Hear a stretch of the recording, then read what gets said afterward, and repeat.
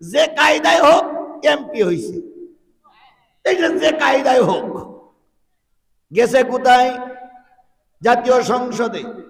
প্রথম টাইম পাইছে 20 মিনিট। রাষ্ট্রপতির ভাষণের পরে বক্তৃতা করার জন্য টাইম পাইছে কয় মিনিট? 20 মিনিট টাইম নিয়ে দাঁড়িয়েই বলতেছে, মাননীয় স্পিকার আপনাকে ধন্যবাদ, আপনি আমাকে সময় দিয়েছেন।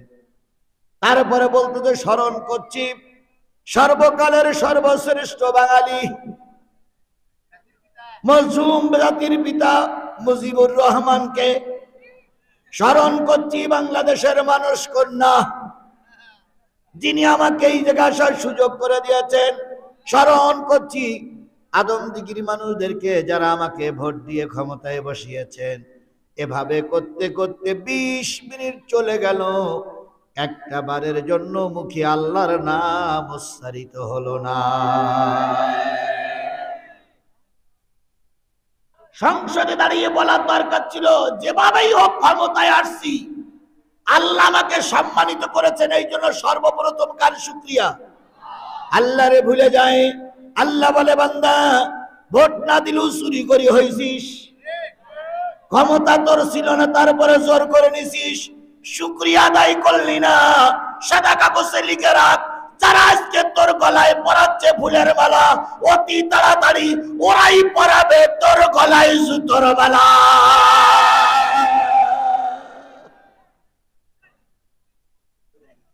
হয়েছে না হয়নি? হয়েছে না হয়নি? চোরের দল, ডাকাতির দল মঞ্চে ফুলের মালার ঠেলায় পায়খানা করে ফেলত। এত ফুলের মালা, ফুলের মালা গলায় নিয়ে বলতো, ভাইরা আমার, বোনেরা আমার, এবারের মতন সুষ্ঠু নির্বাচন জাতি আর কখনো দেখিনি। 100% ভোট পড়েছে। জনগণ আমাকে এত ভালোবেসেছে যে 100-র উপরে ভোট দিয়েছে। কুকুর ছিল হাই স্কুলের বারান্দায় শোয়া। বক্তৃতা নেতার শুনে কুকুর মাথা উঁচু করে বলতেছে, নেতা কি হইল? কালকে তো একটা লোক ভোট দিতে আসেনি। যারা ভোটের কাছে নিয়ে দিতেছিল ওরা সারাদিন লুডু খেলেছে আর পুলিশ হাডুডু খেলেছে, আর তুমি বলতেছে 100% ভোট। এরা মৃত্যুক আমার দেশে ছিল না? ছিল না? আরো জোরে বলেন, ছিল কি ছিল না? সুতরাং আল্লাহ বললেন, বান্দা সর্বপ্রথম শুকরিয়া আদায় হতে হবে আমার। সুখে থাকো, দুঃখে থাকো, কষ্টে থাকো, শুকরিয়া আদায় করো। আজকে তোমার দুঃখ আছে, কালকে দুঃখ থাকবে না। তাহলে শুকরিয়া আদায় করব কার? আল্লাহর শুকরিয়া আদায় করলে খুশি হয় কে? আলহামদুলিল্লাহ বললে খুশি হয় কে? আর আলহামদুলিল্লাহ এই শব্দটা মেনে নিতে পারে না, গ্রহণ করতে পারে না, তিনি কে? শয়তান কি এই মজলিসে আছে? আছে? আছে? হাত তোলেন তো।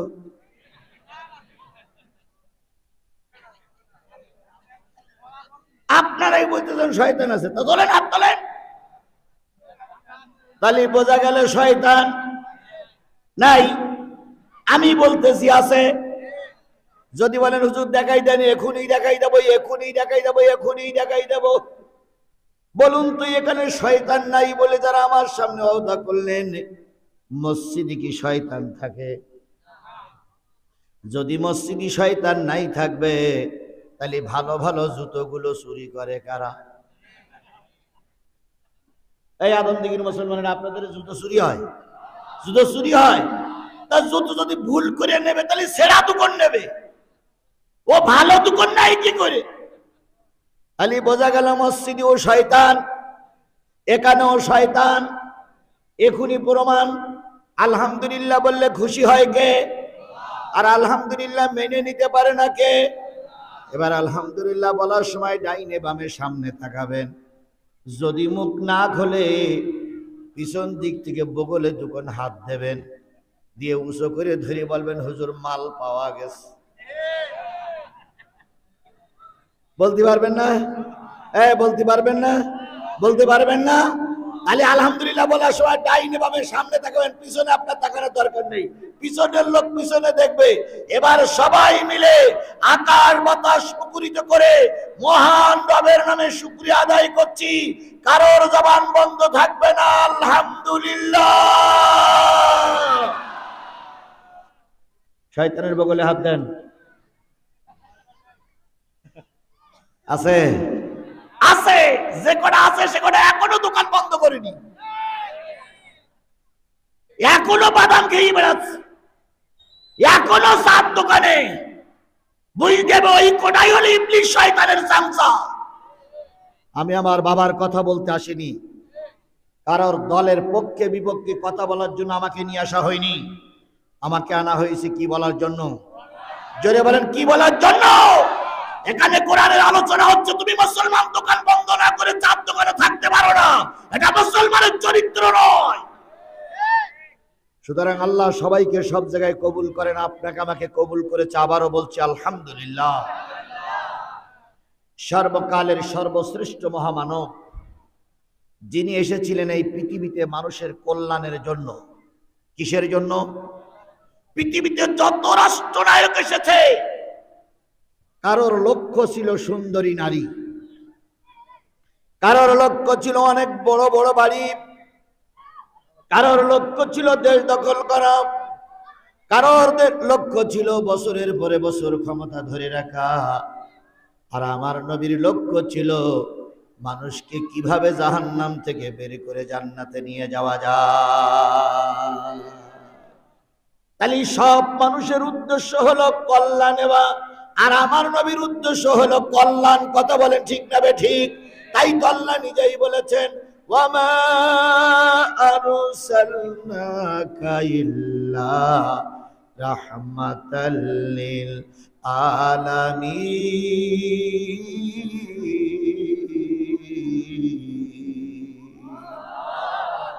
ওগো নবী, আমি আপনাকে রহমত করে পাঠালাম, দয়া দিয়ে পাঠালাম, করুণা দিয়ে পাঠালাম, ভালোবাসা দিয়ে পাঠালাম। সকল মানুষের চাইতে উত্তম চরিত্রের অধিকারী আপনি। বলুন তো, নবী সাল্লাল্লাহু আলাইহি সাল্লাম কি শুধু মুসলমানদের নবী, খ্রিস্টানের নবী, ইহুদির নবী? সকলের নবী। আমাদের পার্শ্ববর্তী দেশের নাম ভারত। কথা বলেন, এর টার্গেট শুধু পরের দেশ দখল করবে। মোদির বাচ্চা, মোদি তুই ক্ষমতায় আসিস থাক। ও প্রায় বলে আমাদের চট্টগ্রাম আর দিনাজপুর দখল করে নেবে। চট্টগ্রাম আর দিনাজপুর দখল করবা, তুমি নিজের এলাকা সামলাও, ওই যে সেভেন সিস্টার সামলাও। সেভেন সিস্টারের জন্য যার কারণে তুমি সেভেন সিস্টার হারাতে বসেছিলে, সেই লোকটি দীর্ঘ 17 বছর পর গতকালকের আগের দিন জামিন পেয়ে গেছে। নাম কি? বাবর সাহেবের ওরা বাঘের মতন ভয়ভীত। বাবর যদি আরো কিছুদিন আগে ছাড়া পেত, এতদিন সেভেন সিস্টারের পরে আক্রমণ শুরু হয়ে যেত। সুতরাং ভারত, তুমি আমার চট্টগ্রাম দখল করতে পারবা না, তুমি আমার দিনাজপুর দখল করতে পারবা না। তোমার এলাকা তুমি সামলাও। যদি আমার দেশের 1 বিঘা জায়গা দখল করো, চারিদিক থেকে এমন আক্রমণ করব, ভারতের মোদি দুটি গিরে দেওয়ার সময় পাবা না। ওদিকে আছে পাকিস্তান, আর একদিকে আছে আফগানিস্তান, আর ভারতের ভিতরে আছে জম্মু কাশ্মীর। আর আমরা এ পাশে আছে 18 কোটি মুসলমান। কথা বলে ঠিক না ঠিক? চারিদিক থেকে যদি নারায়ে তাকবীর স্লোগান আসে, ভারতের মোদি দুটি পড়ার আগেই ময়দান ছেড়ে পালিয়ে চলে যাবে। কাদের ভয় দেখাও? আমাদের সৈন্য কম, পারমাণবিক অস্ত্র নেই, কিন্তু ভারত জেনে রাখো আমার আছে বুক ভরা ঈমান। তুমি ভারত, তোমার একজন সোলজার মারা গেলে যাবে আল্লাহর জাহান্নামে। মোদির বাচ্চা, মোদি কুচ্চম খাওয়া, কুচে খাওয়া, শুকর খাওয়া, সব তুমি মারা গেলে যাবা ওই নরকে। আর আমার দেশের একজন ভ্যানওয়ালা মুসলমান যদি মারা যায়, সে যাবে আল্লাহর জান্নাতে, আল্লাহর জান্নাতে। আমাদের অস্ত্র নাই, কিন্তু বুক ভরা কি আছে? জোরে বলেন, বুক ভরা কি আছে? আজকেই দেখলাম চাপাই নবাবগঞ্জে সম্ভবত ক্যাসাল করতে করতে ভারতীয়রা আমাদের দেশে ঢুকে পড়েছে। ঢুকে পড়িয়ে যেই না ঢুকেছে, আর বাঙালি এই সুযোগ অপেক্ষা করতেছে, অমনি লাঠি নিয়ে দেশে পাদান, 3-4 সিট হয়ে কাঠি পড়িছে। শেষ পর্যন্ত বিএসএফ এসে উদ্ধার করে নিয়ে গেছে। সেখানে এখনো পর্যন্ত লড়াই চলছে। পরবর্তীতে ওরা এসে আবার বাংলাদেশের কিছু আম গাছ কেটে দিয়েছে। দেওয়ার পরে বাংলাদেশের বিজেপি বলতেছে আম গাছ কাটলো কেন, কৈফিয়ত দিতে হবে, নতুবা আমরাও কিন্তু কম নাই। এখন ভারত সরকারের বিএসএফ বলতেছে দুঃখিত, আমরা ভুল করে ফেলেছি। এই কেবল আমার ইতিহাসে, আমার জানা মতে, আমার এই 54-55 বছরের ভিতরে এই কথা যদি সত্য হয়, কেবল একটা বারের জন্য ভারত বাংলাদেশের বিজেপির কাছে ক্ষমা চাইতে বাধ্য হয়েছে। কারণ এখান থেকে 6 মাস আগের বাংলাদেশ আর 6 মাস পরের বাংলাদেশ এক নয়।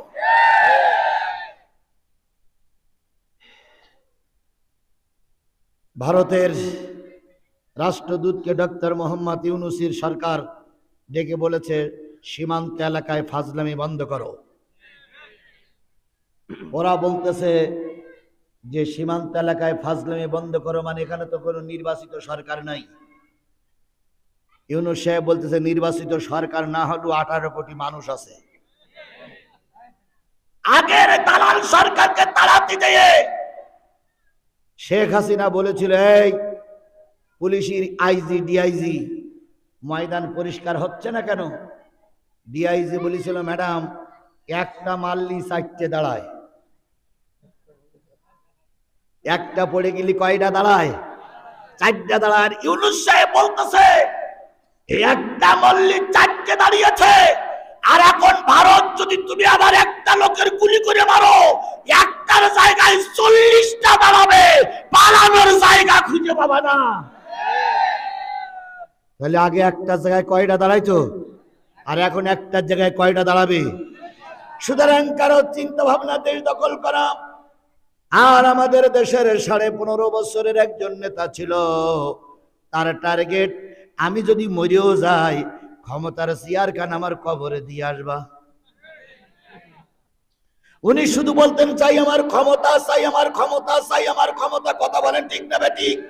বাংলাদেশের সব মানুষ যদি মারাও যায়, ওনার দরকার ছিল ক্ষমতা।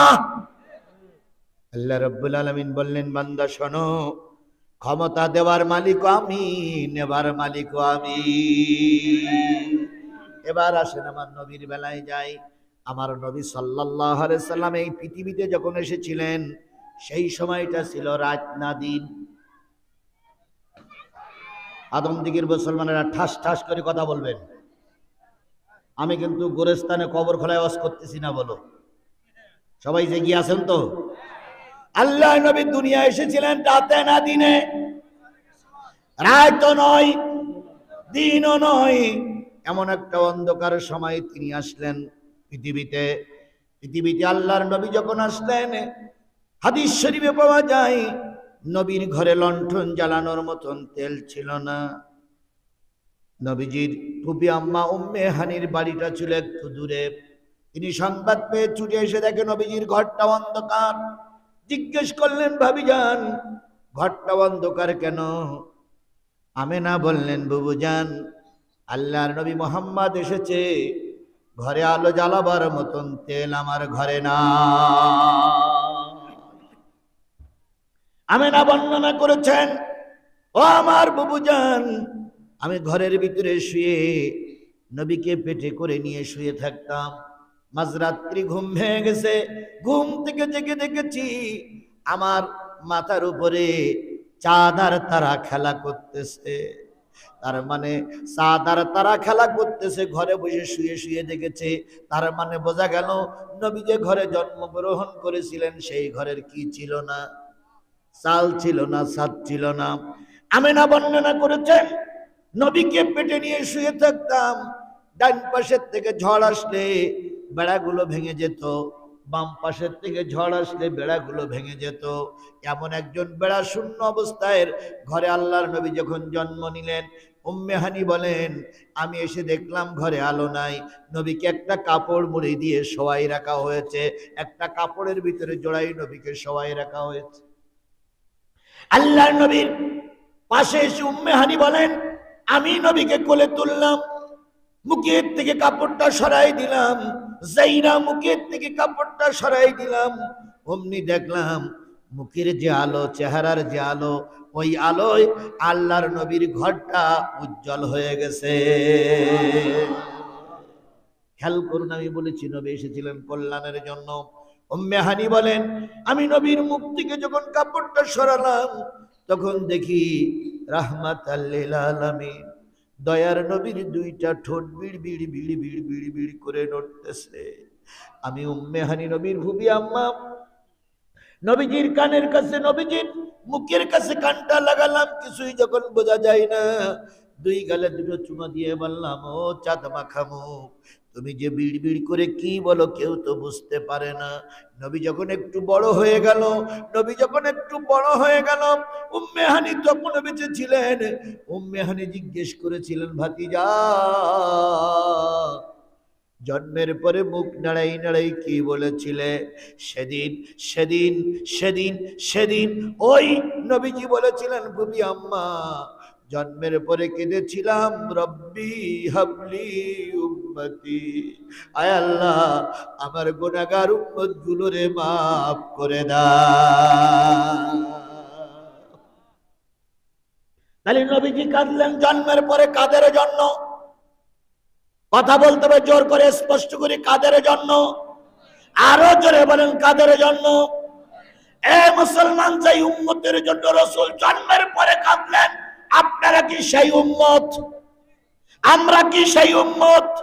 চার দোকানে যারা বসে আছে তারাও কি সেই উম্মত? তাই যদি হয় তাহলে আমরা কোরআনের মাহফিলে বসে আছি, আর আপনারা চার দোকানে কেন? কিয়ামতের দিন আল্লাহর রাসূলের সুপারিশ হয়তো তোমাদের কপালে জুটবে না। এবার সামনে চলুন। নবীজি উহুদের ময়দানে মার খেয়েছিলেন না খান নাই? স্পষ্ট করে বলেন, খেয়েছিলেন না খান নাই? নবীজি উহুদের ময়দানে গেছেন কয়জন লোক নিয়ে? 700 কয়জন? 700 লোক নিয়ে উহুদের ময়দানে গেছেন। কাফেরেরা 3000। এক পর্যায়ে নবীজির পর আক্রমণ হলো। ভালো করে খেয়াল করুন, নবীজির পর আক্রমণ হলো।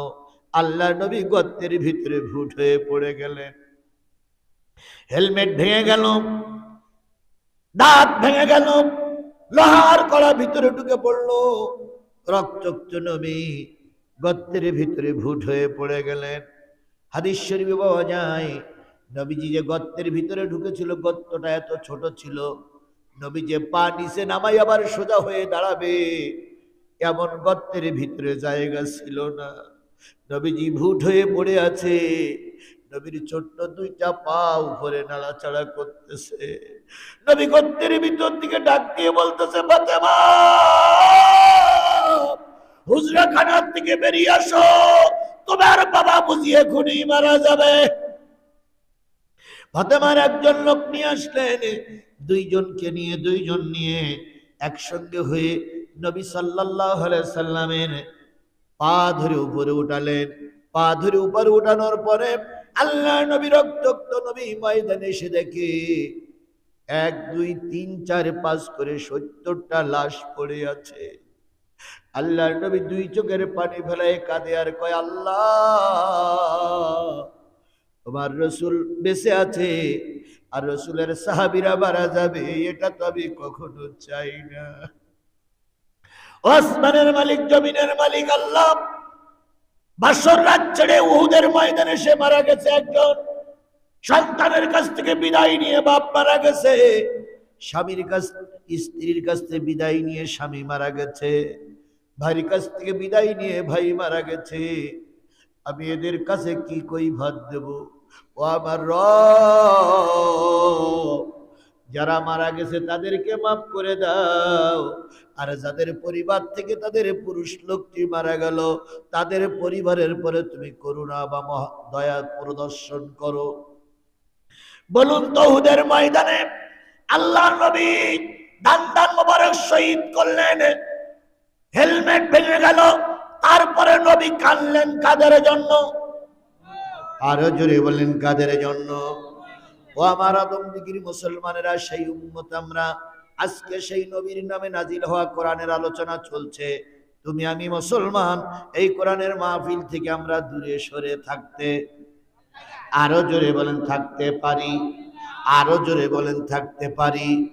তাহলে সেই রসুল উহুদে কাঁদলেন, তায়েফে কাঁদলেন, জন্মের পরে কাঁদলেন, মৃত্যুর সময় কাঁদলেন, সেই নবীর নামে দুরূদ শরীফ পড়া দরকার আছে না নাই?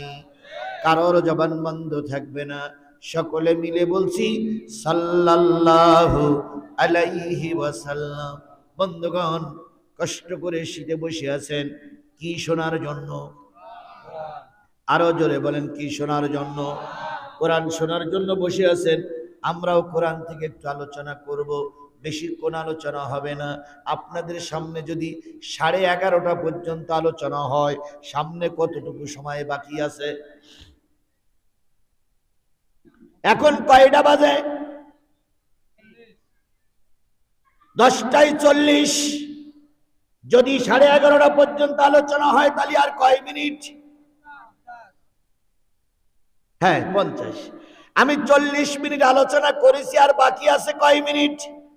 50 মিনিট। ইতিমধ্যে বলে 40 মিনিট হয়ে গেছে, তাহলে আর 50টা মিনিট যদি আলোচনা করি, আমাকে রেখে চলে যাবেন কারা কারা? হাত তোলেন। যাবেন না থাকবেন? থাকবেন তো? শোনেন ভাই, যদি চলেই যান এখনই যান, কারণ সবাই চলে গেলি আমার লাভ। যেই সবাই চলে যাবেন কর্তৃপক্ষের বলবো লোক সব চলে গেছে, আমিও চলে গেলাম।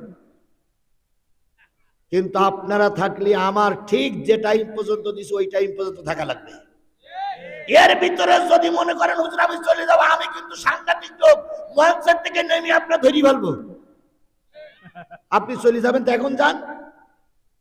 আমি আপনার বলে বলিয়ান হইয়া আল্লাহর পরে আল্লাহর রহমত দিয়ে কোরআনের আলোচনা শুরু করলাম, আর আপনি টুপটাপ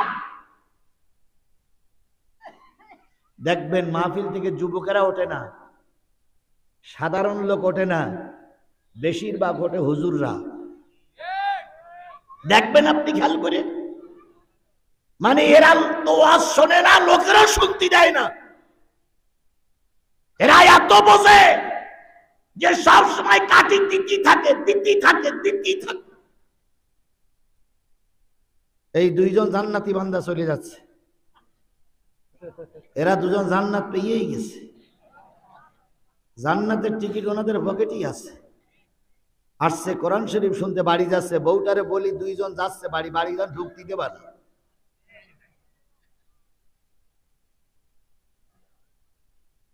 মহিলারা এসে কোরআন শরীফ শুনতেছে আর ওনারা বাড়ি চলে যাচ্ছে। বিশ্বাস করুন, কোরআনের মাহফিল থেকে শরিয়াতের ওজর ছাড়া যে ব্যক্তি বাড়ি যাবে, এই কোরআন কিয়ামতের দিন তার বিরুদ্ধে আল্লাহর কাছে নালিশ করবে। হাদিসটা শুনে যান, যে দুইজন উঠে গেলেন হাদিসটা শুনে যান। আল্লাহ রাসূল বলেছেন আল কোরআনু শাফিআম মুসাফফা আমা হিল্লু মুসাদ্দিকান মান জালাহু আমামাহু কাদ্দাহু ইলাল জান্নাহ ওয়া মান জালাহু খালফাহু সাকাতাহু ইলান নার। নবী বলেন এই কোরআন এমন একটা কিতাব, কিয়ামতের দিন কারোর পক্ষে আল্লাহর কাছে সুপারিশ করবে, আবার কারোর বিপক্ষে আল্লাহর কাছে নালিশ করবে। সাহাবীরা বলেন ইয়া রাসূলুল্লাহ, কাদের পক্ষে কোরআন সুপারিশ করবে একটু বলে দেন। নবীজি বললেন এই কোরআনকে যারা সামনে রাখবে, এই কোরআনকে যারা ইমাম বানাবে, ইমাম সামনে থাকে না পিছনে থাকে? আরো জোরে বলেন, ইমাম সামনে থাকে না পিছনে থাকে? এই কোরআনকে যারা ইমাম বানাবে, কিয়ামতের দিন এই কোরআন নামক ইমাম তার মুসল্লিদেরকে নিয়ে শটান একটা টান দিবে, এক টানে জান্নাতে চলে যাবে। কোরআন সামনে রাখলে কোরআন আপনাকে টেনে কোথায় নিয়ে যাবে? আল্লাহ রাসূলের হাদিস সত্য না মিথ্যা? তাহলে জেনে রেখো, ওই কোরআনের সামনে আপনি একটা ঘন্টা বসে আছেন, কোরআন আপনাকে টেনে টেনে কোথায় নিয়ে যাবে? আমান জালাহু খালফাহু সাকাতাহু ইলান নার। এই কোরআনকে যারা পিছনে রাখবে, কিয়ামতের দিন যখন সব মানুষগুলো চলতে থাকবে, কারা কারা কোরআন পিছনে রেখেছিল ভিডিও করে রাখবে, হঠাৎ করে কোরআন পিছন দিক থেকে একটা জোরে ধাক্কা দিয়ে জাহান্নামে নিক্ষেপ করবে। তাহলে আজকে আপনাদের কাছে আমার অনুরোধ, এই কোরআন আমরা সামনে রাখবো না পিছনে রাখবো? এই মাহফিল থেকে যদি একজন উঠে যায় তার পিছনে পড়বে কি? এই মজলিস থেকে যদি কেউ নিচে নেমে যায় তার পিছনে পড়বে কি? তাহলে কোরআন পিছনে রাখলে কোরআন তাকে ধাক্কা দিয়ে কোথায় নিক্ষেপ করবে? তাহলে আমরা সকলে মিলে নিয়ত করি, হুজুর যতটুক সময় বেঁধে দিয়েছে এতটুক সময় অন্তত আমরা কোরআনকে কোথায় রাখবো? কারা কারা কোরআনকে সামনে রাখতে রাজি আছেন? দুই হাত উঁচু করে আল্লাহরে দেখায়া দেন।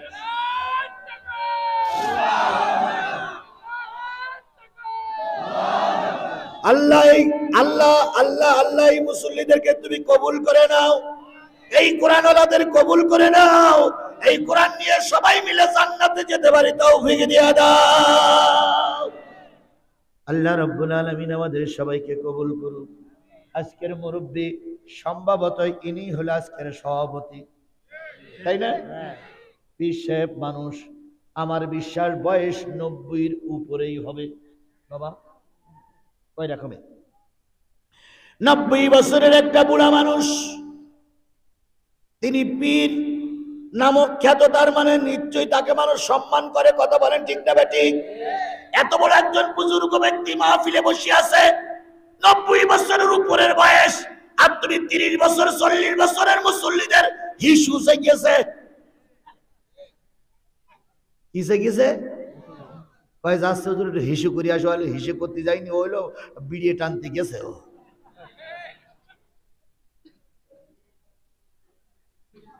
40-50 বছরের একটা বুড়ো মানুষ বসে থাকতে পারে, আমাদের মুরব্বী বসে থাকতে পারে, আর তুমি যুবক ঘুরে বেড়াচ্ছ। আল্লাহর কাছে কৈফাত একদিন দেওয়া লাগবে, মরা একদিন লাগবেই। কথা বলেন ঠিক না ঠিক? চিরকাল কেউ বেঁচে থাকতে, তোমার মতন আমার মতন কত মানুষ রাস্তায় অ্যাক্সিডেন্ট করে মারা যায়, কত মানুষ কারেন্ট শর্ট করে মারা যায়, কত মানুষ ক্যান্সারে মারা যায়, কত মানুষ হাসপাতালে পড়ে আছে। এই জন্য ভাই আসুন অল্প সময় কোরআনের মাহফিলে বসি। আল্লাহ আমাদের সবাইকে কবুল করুক, সকলে মিলে বলুন আমিন। আমি আপনাদের সামনে সূরা নেসার 2টা আয়াত তেলাওয়াত করেছি।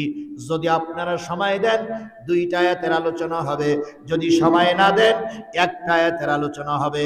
58 আর 59 নম্বর আয়াতের আলোচনা আমি তেলাওয়াত করেছি।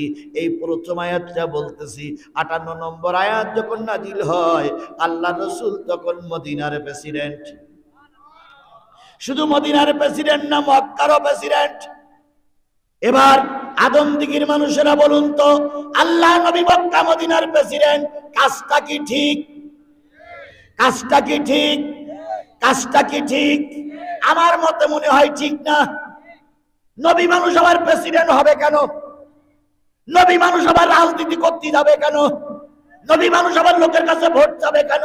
নবী মানুষ থাকবে খানকা শরীফে বসে, নবী থাকবে মসজিদের ভিতরে বসে, যদি কারোর ভয় লাগে ঝাড় বুক করে দেবে।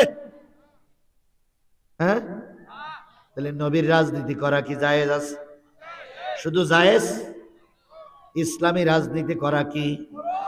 আরো জোরে বলেন কি? তাহলে আমাদের দেশের বিরাট একজন দলের নেতা, সেক্রেটারি জেনারেল, উনি বলতেছে নিশ্চয়ই রাজনীতির সঙ্গে কোরআনের কোনো সম্পর্ক নাই। আমি বলি তুমি রাজনীতির র অক্ষর জানো না।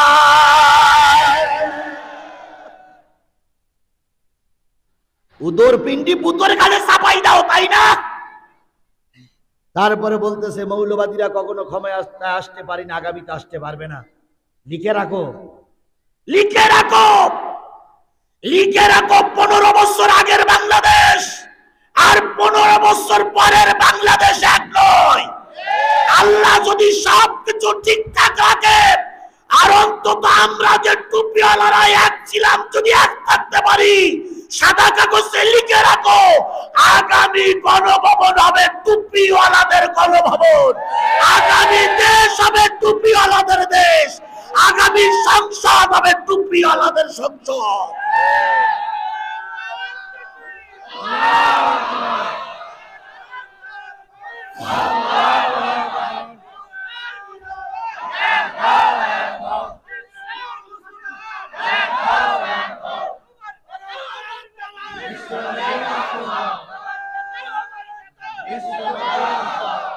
ফাজলামি করার শেষ থাকে, ফাজলামি বন্ধ করো, নতুবা জনগণ কিন্তু আগের দ্বারে যে অবস্থা করি তোমারও সেই অবস্থা করে।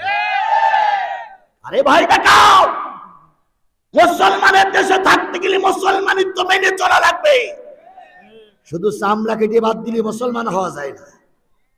সেইভাবে নাম রেখেছে মোহাম্মদ ওমর আলী, আর 31 মাথা তোর চামড়া কেটে বাদ দিয়ে গেছে। ওই সূত্রে উনি বড় মুসলমান।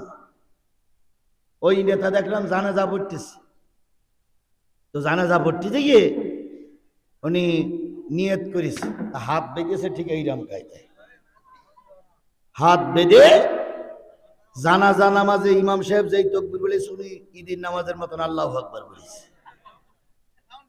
যেই নেতা জানে না যে জানাজার নামাজের তাকবীরে হাত উঠানো লাগে না, সেই নেতার কোনো অধিকার নেই এ কথা বলার যে ধর্ম থেকে রাজনীতি আলাদা, ধর্মের সঙ্গে রাজনীতির সম্পর্ক। কথা বলেন ঠিক না বেঠিক? রাজনীতির নামে দেশের নামে একটা সূরা নাজিল হয়েছে, সূরাতুল মুলক। আর বিয়াদবের কাজ ধর্ম আর রাজনীতি আলাদা। বিয়াদব জানো না, বোঝো না, আন্দাজে কথা বলো। 15 বছর আগের মুসলমান দেশ আর 15 বছর পরের দেশ এক নয়। আমাদের সবাইকে এক থাকা লাগবে। কথা বলেন ঠিক না বেঠিক? আয়াত যখন নাজিল হলো, রাসূল তখন মক্কার প্রেসিডেন্ট, মদিনার প্রেসিডেন্ট। সারা জীবন শুনেছি রাসূল মদিনার প্রেসিডেন্ট, এখন শুনে নেন মক্কার প্রেসিডেন্ট ও মদিনার প্রেসিডেন্ট। এই আয়াতটা নাজিল হওয়ার আগে আল্লাহ নবী মক্কায় ছিলেন। মক্কায় 13 বছর থাকা অবস্থায় তিনি খেয়াল করলেন, আমি কিন্তু শানে নজুল বা প্রেক্ষাপট বলতেছি, নবীজি খেয়াল করলেন প্রতি সোমবার আর প্রতি শুক্রবারে সব নেতারা কাবার ভিতরে ঢোকে, কাবা পর্যন্ত আসার পরে সব কাপড় চোপড় খুলে ফেলে, একেবারে অরিজিনাল মালপত্র বের করে কাবার ভিতরে ঢোকে। কোন রকম কোনো কিছু আবৃত্তি করে না, ঢেকে রাখে না। জনগণ জিজ্ঞেস করে কি ব্যাপার নেতা, একেবারে সব খুলে ফেললেন। নেতা তখন মিসকে হাসি আর কয়, আমি জন্মের সময় কাপড় পরে আসিনি, এখন কাপড় পরার দরকার নাই। এরকম ন্যাংটক হওয়া পীর আমাদের সমাজে এখন 2-4 জন আছে না নাই? আজকের পীর সাহেবটা দেখে আমি শ্রদ্ধা করতেছি, আমার গুরু, আমার বাবা, আমার মুরব্বী, আমাদের শায়েখ। আল্লাহ তার আরো 10 বছর 20 বছর বাঁচাই রাখুক, তারা দ্বারা ইসলামের কাজ বেশি হোক। কিন্তু এমনও পীর আছে যেই পীর কাপড় পরে না, সারা জীবন মাথার চুল কাটে না, চুলি একটু সাবানও দেয় না। এরপরে হইছে গোবও কাটে না, তারপরে হইছে দাড়িও কাটে না, তারপরে হইছে বগলে 3.5 হাত 4 হাত লম্বা, সেটাও কাটে না। মুরিদরা জিজ্ঞেস করে, হুজুর দাড়ি গোব চুল কাটেন না কেন? হুজুর কয়, আল্লাহ যেভাবে দেশে ওভাবেই আল্লাহর কাছে হাজির হব। এরপরে বগলের তা কাটে না, আর একটু নিচে নামলে কিছু চুল পাওয়া যায়, ওটাও কাটে না। দেখলি মনে হয় বুনো মানুষ। আবার ওই পীর নাকি বছরে একবার গোসল করে। বছরে যখন একবার গোসল করে, ওই পীরের যারা মুরিদ আছে, ওই মুরিদরা গোসলের পানি পবিত্র মনে করে পানি যে নালা দিয়ে যায়, ওখানে লাইন দিয়ে বসে থাকে। ওই পীরের গা ধোয়া পানি পীরের মুরিদরা খায় আর খায় বরকতের পানি। কত জায়গা ধুইয়ে আসতেছে, ওইটা কয় বরকতের পানি। এরকম পীর কি আমাদের সমাজে 2-4 জন আছে? পানির ভিতর আগুন জ্বলে, পানির ভিতর আগুন জ্বলে, ঝড় বাতাসে নেবে না। খাজা বাবার মুরিদি হইলে নামাজ রোজা লাগে না। পানি গড়গড়াইয়া পড়তাছে, বাবা আমায় ডাকতাছে, আয় রে মানিক আমার বুকে আয়। বুকের ভিতর আছে প্রাণ, তার ভিতরে মেশিন গান, ভান্ডারি বাবা আমার।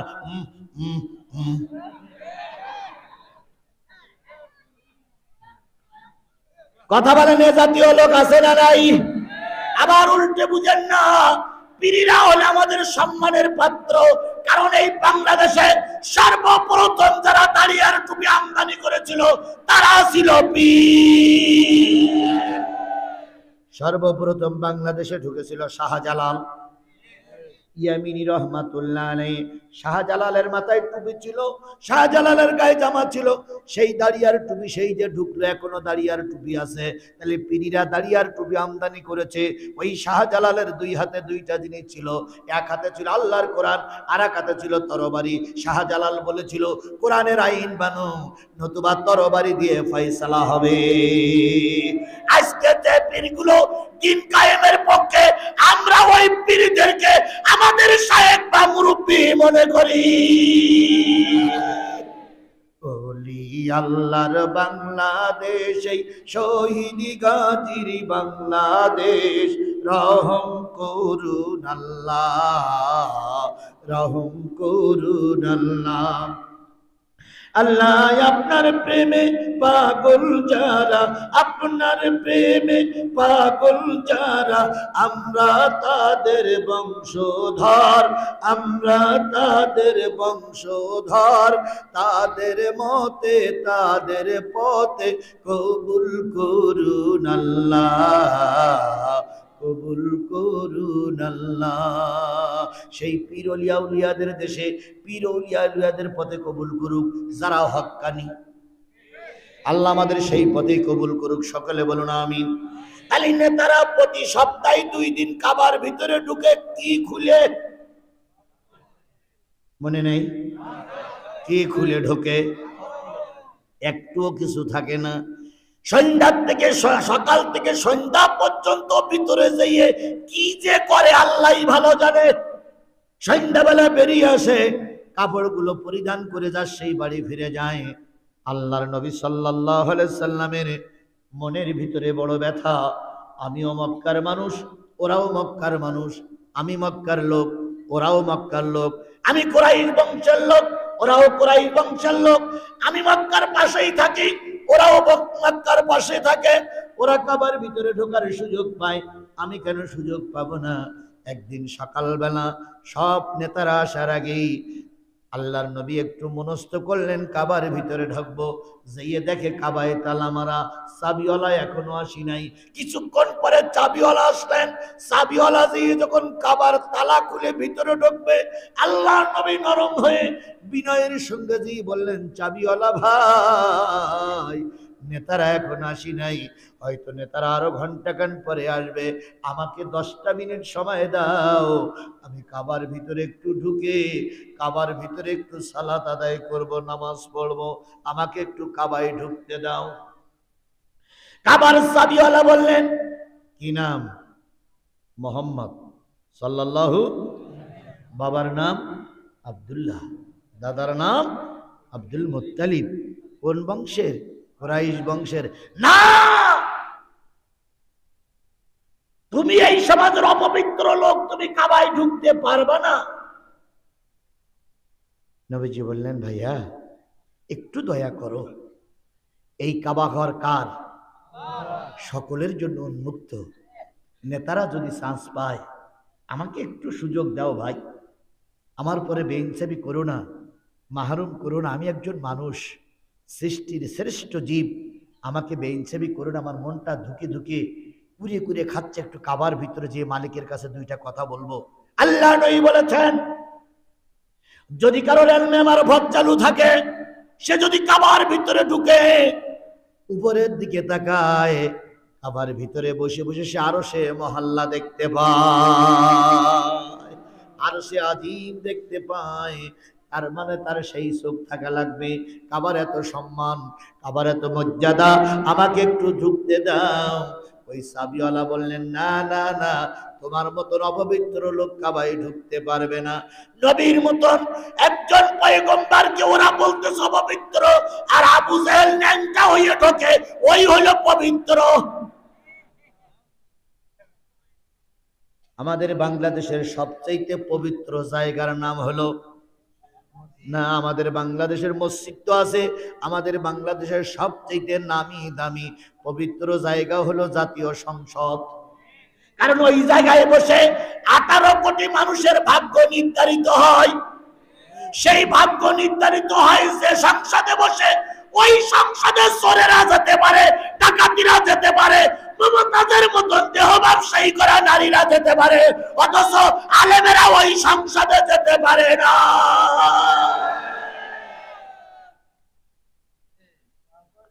আল্লামা সাঈদীর মতন একজন পবিত্র লোককে বানানো হলো যুদ্ধ অপরাধী। কথা বলেন ঠিক না বেঠিক? আল্লামা সাঈদীর মতন একজন পবিত্র লোককে বানানো হলো যুদ্ধ অপরাধী। আর মমতাজের মতন একজন গায়িকা, দেহ ব্যবসা করা নারী, যে রাস্তায় ফুটপাতে দেহ ব্যবসা করে পয়সা উপার্জন করেছে, এই কি বলো অশ্লীল অসৎ নারী জাতীয় সংসদের সুযোগ পায়, আর আল্লামা সাঈদীরে ওরা বানায় রাজাকার। কথা কি বাড়াই বললাম? জোরে বলেন, বাড়াই বললাম? আল্লামা সাঈদীর বিচার হচ্ছে। সাঈদী সাহেব কোরআন শরীফ কানা বুকে নিয়ে একটা পানির পট নিয়ে দাঁড়াই আছে। সাঈদী সাহেবের বিচারের রায় হবে। উকিল জেরা করে বলতেছে, হুজুর কেসের আরজিতে লেখা আছে আপনি 60 বছরের বুড়ি ধর্ষণ করেছেন। হুজুর আপনার বয়স তখন ছিল 25 বছর 24 বছর, আপনি 60 বছরের বুড়ি যখন ধর্ষণ করলেন তখন আপনার কেমন মনে হইল?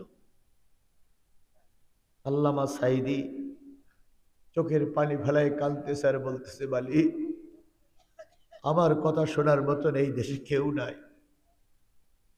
এরপরে উকিল বলতেছে, হুজুর কান্নাকাটি করে আমাদের দিল নরম হবে না, আপনি বলুন একটা মেয়ে লোক, হিন্দু মেয়ে লোক আপনার বাড়ির পাশ থেকে বিয়ে করে নিয়ে যাচ্ছিল, আপনি সেই মেয়েটারে ঘরের ভিতরে নিয়ে তার কপালে সিঁদুর মুছে দিলেন, 7 দিন আপনি তাকে বন্দি করে রেখে ধর্ষণ করলেন। হুজুর হিন্দুদের সঙ্গে ধর্ষণ করতে কেমন লাগে? চিন্তা করতে পারেন কত কষ্টের কথা। এরপরে বলতেছে, হুজুর ক্লাস 3 পড়া একটা মেয়ে স্কুলে যাচ্ছিল, আপনি তাকে ধর্ষণ করেছেন, এই কাগজে লেখা আছে। আল্লামা সাঈদী বললেন, আল্লাহ আমাকে আর কত অপবাদ তুমি শোনাবা? এরপরে রায় লেখা হবে। রায় লিখতেছেন 5 জন বিচারপতি। এসকে সিনহা সাহেব আছে, আবু বকর আছে, আর ওর ভিতরে আর একজন বিচারপতি আছে, তার নাম হলো কালামানিক, উনিও আছেন ওইখানে। 4 জন বিচারপতি লিখলো, কেউ লিখলো আমৃত্যু, কেউ লিখলো যাবজ্জীবন, আর কালামানিক রায় লিখলো হুজুরকে ফাঁসিতে মারতে হবে আর নাইতে গুলি করে মারতে হবে। রায় যখন শেষ হয়ে গেল, বিচারপতি এসকে সিনহা বললেন, হুজুর আপনার কোনো বক্তব্য? হুজুর দাঁড়িয়ে বললেন, ও আল্লাহর বান্দারা, রায় লিখেছো, তোমাদের হাতে কলম আছে, কাগজ আছে, কিন্তু জেনে রেখে দিও এই রায় কিন্তু শেষ রায় না, এই বিচার আদালত কিন্তু শেষ না, আর একটা আদালত আমার মালিকের কাছে আছে। সব বিচারপতিরা কাগজ কলম নিয়ে একটু চুপ করে থাকলেন।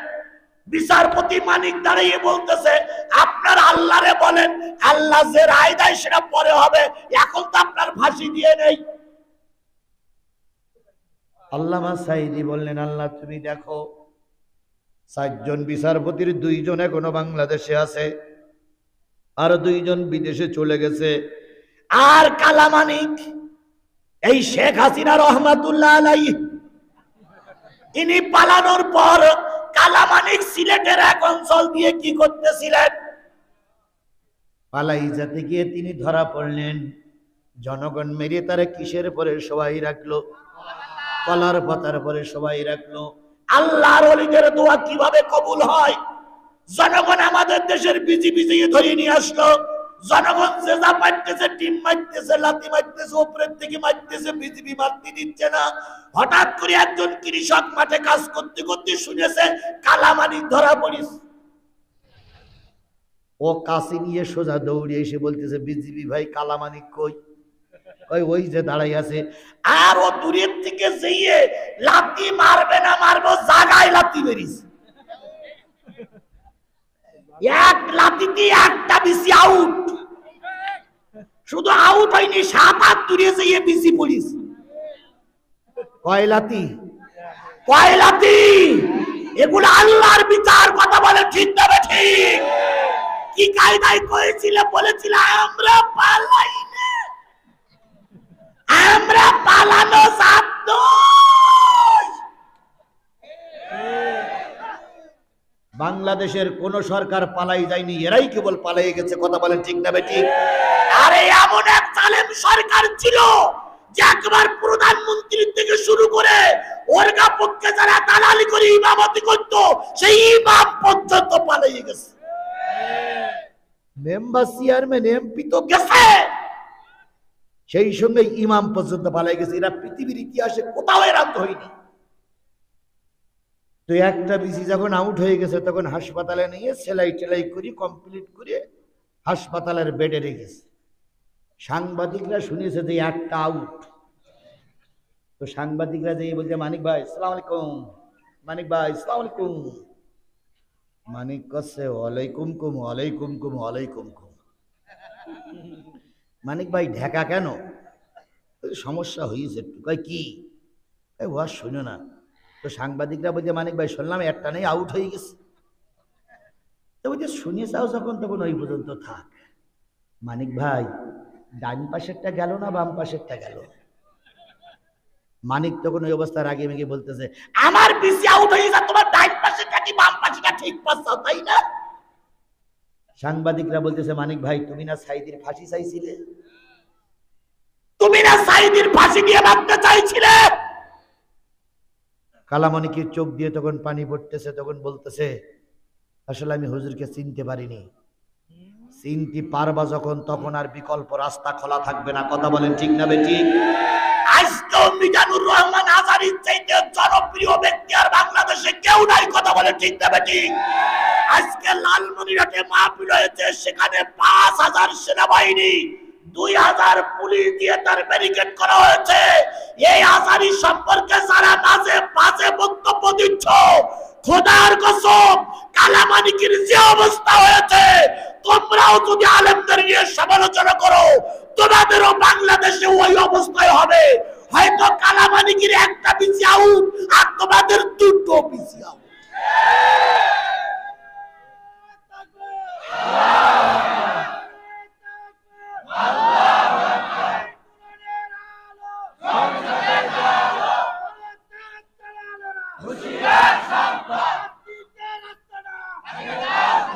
আল্লাহ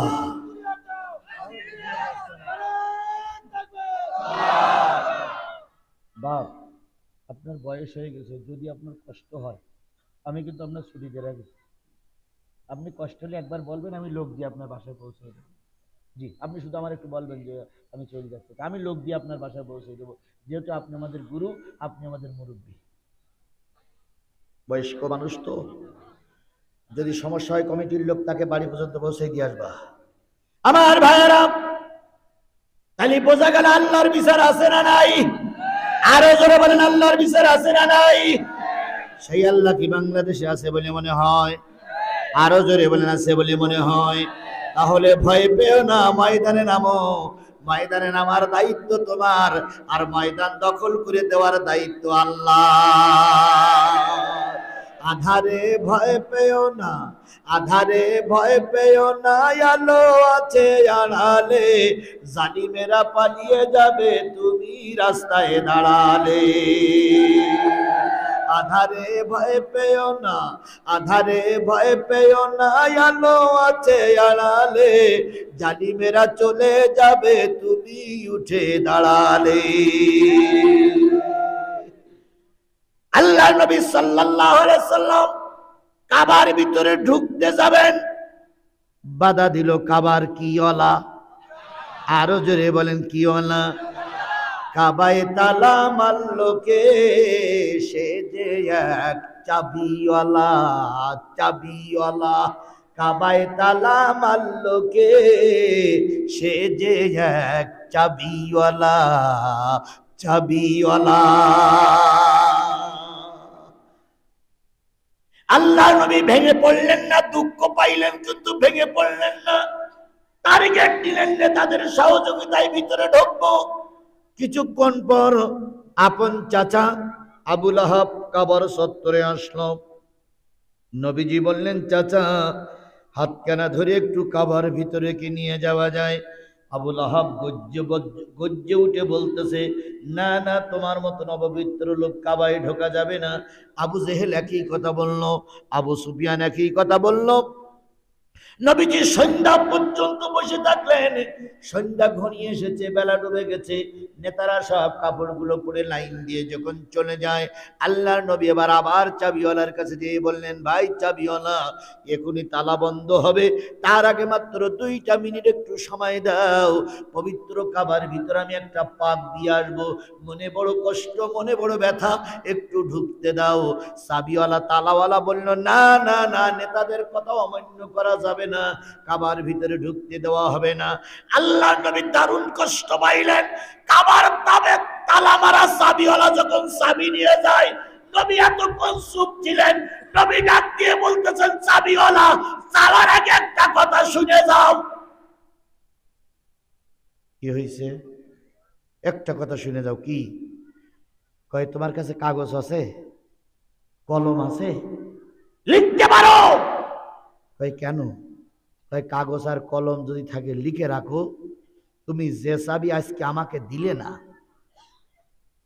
যে চাবি তুমি আমাকে দিলে না নেতাদের দোহাই দিয়ে, ওই চাবি একদিন নবী মুহাম্মাদের হাতে আসবে।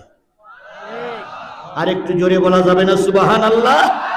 আরেকটু জোরে বলা যাবে না সুবহানাল্লাহ?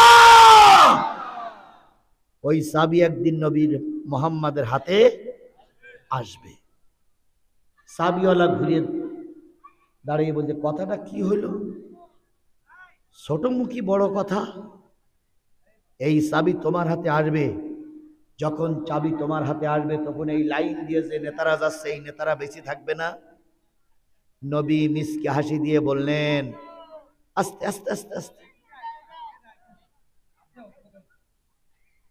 নবী মিসকে হাসি দিয়ে বললেন, ও কাবার চাবিওয়ালা ওসমান ইবনে তালহা তোমার নাম, শুনে রাখো, অনেক নেতা মৃত্যুবরণ করবে আর অনেক নেতা বেঁচে থাকবে, তারপরও চাবি আমার হাতে আসবে।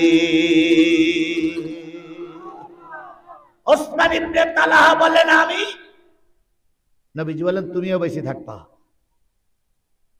ওসমান ইবনে তালহা বলেন, আমি যদি বেঁচে থাকি কথা দিলাম চাবি আমি দেব না। নবীজি বলেন, দেও কিনাও সেদিন দেখা যাবে। নবীদের ভবিষ্যৎবাণী সত্য না মিথ্যা? বাংলাদেশে বহুত পীর আছে, বহুত আলেম আছে, বহুত বক্তা আছে। কোন পীর কোন কথা বলেছে সত্য হয়েছে কিনা আমি জানি না, তবে আল্লামা সাঈদী যে কোন ভবিষ্যৎবাণী করে গেছে, প্রতিটা ভবিষ্যৎবাণী 100 সত্য হয়েছে। কথা ঠিক না ঠিক?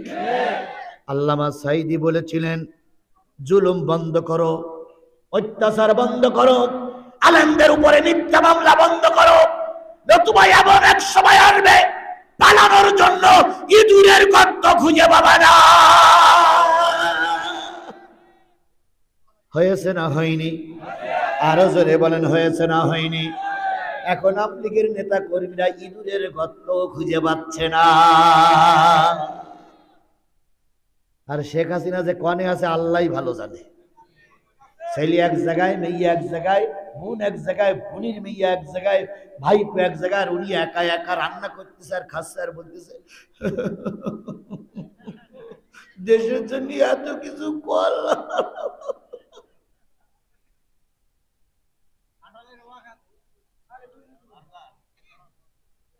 শেখ হাসিনার বোন নাম কি? আজকের নতুন সংবাদ শুনলাম যে উনি যা দুর্নীতি করেছে সেই দুর্নীতির টাকা যদি ফেরত আনা যায় তাহলে পদ্মা সেতু নাকি 40টা করা যাবে। তাহলে 40টা পদ্মা সেতু ওই শেখ রেহানার পেটের ভিতরে। ডাক্তার মোহাম্মদ ইউনূসের বলি যেখানে বাবা বিমানে দড়ি বেঁধে কোমরে দড়ি বেঁধে ঝুলুই নিয়ে আসবা, ওদের পায়ে দড়ি বেঁধে ঝুলুই নিয়ে আসতে হবে। ওদের বিমানের সিটি বসাই নিয়ে আসলি বিমানের অপমান করা হবে। 40টা পদ্মা সেতু খেয়ে বসে আছে। কত বড় ভুড়ি! এদের ভুড়ি ভাড়া দরকার আছে না নাই? আর আমাদের আদম দিকে এখনো কিছু কিছু কিছু কিছু কিছু কিছু অবৈধ সন্তান, এখনো কিছু অবৈধ সন্তান করছে। শেখ হাসিনা ফিরে আসবে, তোমার শেখ হাসিনা ফিরে আসবার আমরা আঙুল চড়বো, একদম ধরি একদম চিংড়ি মাছের মতো ভাবনা করি ফেলবো একদম। চোরের বাচ্চা চোর, ডাকাতির বাচ্চা ডাকাত, খুনির বাচ্চা খুনি। এই খুনির পক্ষে যে কোনো দালালি করবে সে করে একটারও আস্ত রাখবে না, সব কটার কাল্লা আলাদা করে ফেলবে। হয় ভালো হও না এদেশ থেকে চলে যাও আপ ম্যাডামের কাছে। গাই গরু চলে গেলে বাছুর গুলো এদেশে হাব্বা হাব্বা করতেছে। গাই গরু চলে গেছে কার বাড়ি? আরে তার দিদি গেছে দাদার কাছে, আপা গেছে দুলাভাইয়ের বাড়ি। আর এর কি বলে অবৈধ সন্তানেরা হাম্বা হাম্বা করতেছে। বলুন তো খালেদা জিয়ার নামে মামলা হয়েছিল, খালেদা জিয়া কি পালাইছিল? এই কথা বলেন না কেন? খালেদা জিয়া কি পালাইছিল? জোরে বলেন, খালেদা জিয়া পালাইছিল? খালেদা জিয়া পালাই নিয়ে দেশে দুঃখে দুঃখে কষ্ট করেছে। তুমি একটা বারের জন্য খালেদা জিয়া দেশ ছাড়িনি। এরশাদ সাহেব জাতির সবচেয়ে বড় মুনাফিক। এরশাদ সাহেব দেশ থেকে পালাই গিয়েছিল। বাংলাদেশ জামাত ইসলামী শীর্ষস্থানীয় নেতাদের ফাঁসিতে ঝুলানো হলো, শিবিরের যুবকদেরকে নাটক সাজিয়ে সাজিয়ে রাজপথে গুলি করে মারা হলো। বাংলাদেশ জামাত ইসলামী ইসলামী ছাত্র শিবিরের ছেলেরা কি করেনি? পালাই যায়নি। আর তোমার একটুখানি নাড়া দিল আর অমনি মানুষ কন্যা অমানুষই চলে গেলে। আর গাই গরু যখন চলে গেল বাছুরির কথা একবারও ভাবলো না যে আমার বাচ্চাগুলোর কি হবে। গাই গরু ভ্যা ভ্যা করতে চলে আসে।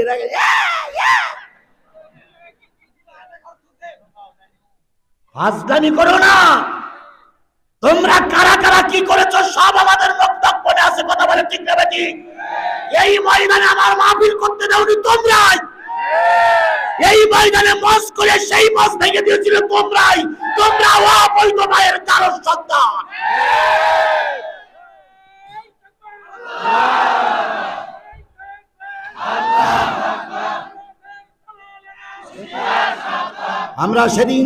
আমরা সেদিন মেয়ে নাচানোর জন্য আসিনি। আমরা সেদিন যাত্রা গান করার জন্য আসিনি। আমরা সেদিন এসেছিলাম কোরআনের কথা বলার জন্য। যাদের ষড়যন্ত্রের কারণে কোরআনের মাহফিল বন্ধ হয়েছে এই জাতি তাদের চেনে না। এই কথা বলেন, আমরা তাদের চিনি না। এখন শুধু যদি বলি ওই করে ধরি নেসতে হবে, তোর বাড়িতে বউ ছেলে বেল্লি ব্যাডে আমরা ধরি আনতে পারি, কিন্তু আমরা হিংস্র নই। আমরা সন্ত্রাসীতে বিশ্বাস করি না, আমরা ক্ষমায় বিশ্বাস করি। কথা বলেন ঠিক না ঠিক? আমার আল্লাহ ক্ষমায় বিশ্বাসী ছিল, আমার রসুল ক্ষমায় বিশ্বাসী ছিল, আমার নেতারা ক্ষমায় বিশ্বাসী। তাই এখনো বাজারে দোকান করে বেড়াচ্ছ, এখনো পৌঁছাইয়ে পিলে নিয়ে ঘুরে বেড়াও। তোমার মতো নিরুস্তর হলি এতদিন তুই ঠ্যাং ধরে ছিঁড়ে ফেলতাম একদম। সেদিন এক নেতার সঙ্গে দেখা, ওই নেতা আমার নামে মামলা দিয়েছিল। তো দেখা পেয়ে বলতে, জিয়াদি ভাই ভালো আছেন? সালাম আলাইকুম। সালাম আলাইকুম। সালাম আলাইকুম। তো দেখলাম হাতে একটা তসবিহ আর মাথায় টুপি, আবার একখান হাজির রুমাল গলার মধ্যে ফেলাই রেখেছে। তা আমি বললাম, তুমি এ বেশভূষা কবে পরিবর্তন করলে? তুমি না আমার নামে মামলা দিলে? কয় না জিয়াদি ভুল বুঝো না, আমি আগে ছিলাম আওয়ামী লীগ, এখন হয়েছি জমাত। আগে ছিল আওয়ামী লীগ, এখন হয়েছি কি? জমাত। না জামাত না, জমাত। তাই বলে তুই নাম জানো, নাম টাম জানার দরকার নেই, আগে ছিলাম আওয়ামী লীগ, এখন হয়েছে জামাত। আর মানে জামাত ইসলামও বলতে পারে না, এরা কতটুকু কায়া পাল্টাইছে চিন্তা করে দেখেন। আল্লাহ নবীর যতগুলো দোয়া কবুল হয়েছিল, এবার আসুন আল্লামা সাঈদীর আর একটা ভবিষ্যৎবাণী বলি। আল্লামা সাঈদী বলেছিলেন, উত্তর গগনে কালো মেঘ জমেছে, কিরে কিসের পূর্বাভাস লক্ষ্য করছি? যদি শক্ত হাতে মোকাবেলা করতে না পারো, এমন অমাবস্যার আধার নেমে আসবে যার সবে সাথে অসম্ভব। আল্লাহর কসম, বিগত 15টা বছর আল্লামা সাঈদীর কথা হাড়ে হাড়ে সত্য হয়েছে। এরপর আল্লামা সাঈদী বলেছিলেন, আমাদেরকে মৌলবাদ বলে গালিগালাজ করবা না, আমরা মূলে আছি 12 কোটি। আর তোমরাই কয়জন আছো আগাবাদী? আমাদেরকে মৌলবাদ বলে গালিগালাজ করবা না। 12 কোটি মৌলবাদ গাছের গোড়ায় বসে একবার যদি ধাক্কা দেয়, ওই দাদার দেশে দিয়ে পড়বা, কিয়ামতের আগে আর আসতে পারবা না। হয়েছে না হয়নি? জোরে বলেন, হয়েছে না হয়নি? আমি মাঝে মাঝে রাতের বেলায় ঘুমানোর আগে চিন্তা করি, আল্লাহ তোমার এই ওলি কিভাবে বুঝতে পেরেছিলেন যে দিল্লি যেয়ে পড়বা? আল্লাহর ওলি তো মায়ানমারের কথা বলিনি, আমেরিকার কথা বলিনি, কোথার কথা বলেছে? দিল্লির কথা বলেছে। এখন ম্যাডাম দিল্লির বাড়ি, বড় বড় নেতারা দিল্লির বাড়ি। তাহলে আল্লাহর নবী ওলিদের ভবিষ্যৎবাণী 100 সত্য হয়। এমন কোন জামাত বিএনপির লোক নাই যাদের নামে মামলা হয়নি। কথা বলে ঠিক না বেটি? মামলাগুলো জিবরাইল আর মিকাইল এসে দিয়ে গেছে। সেই জিবরাইল আর মিকাইল আসলি বলে, হুজুর হজ করবেন, রাজনীতি করবেন না, জিপ টেনে ছিঁড়ি ফেলবে একদম। হাজলামি করার জায়গা পাও না। 15টা বছর আমার দেশের চুচে খেয়ে ফেলেছে। আল্লাহ হয় ওদের হেদায়েত দেখ, নাই ম্যাডাম যে পথে গেছে ওরাও সেই পথে চলে যায়। আমার ভাইয়েরা, রাসূল ভবিষ্যৎবাণী বললেন, চাবি একদিন আমার হাতে আসবে। আল্লাহ চলবে চলবে। হ্যালো, একজন মুরব্বী যে উঠে গেলেন, মুরব্বী মুরব্বী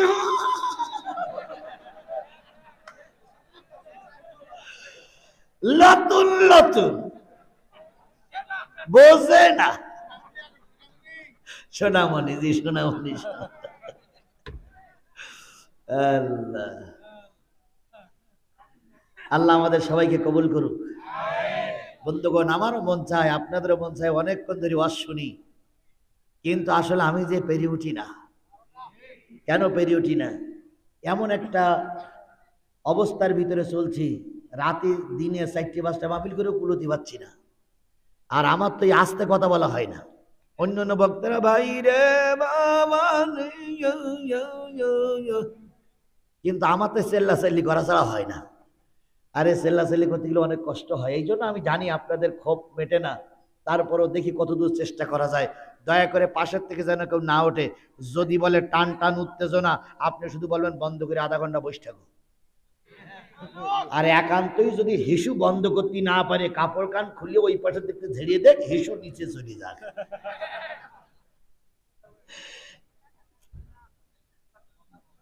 আমার ভাইয়েরা, যে জিনিসটা বোঝাতে চাচ্ছিলাম, নবী বললেন চাবি একদিন আমার হাতে। অহংকারীরা অহংকার করে চলে গেল। আল্লাহ নবী চিন্তা করলেন মক্কায় আর থাকা যাবে না, হিজরত করে চলে গেলেন মদিনায়। 8টা বছর মেহনত করলেন। কয় বছর? এই আদমদিগির মুসলমানের স্পষ্ট করে বলেন, কয় বছর? 8টা বছর মেহনত করার পর নবী 10,000 মধ্যে মুজাহিদ নিয়ে কাবা দখল করে ফেলল। মক্কা বিজয় হয়ে গেছে কয় বছর পরে? কয় হাজার সৈন্য। আল্লাহ নবী মক্কা বিজয়ের পর বেলালকে ডেকে বললেন, বেলাল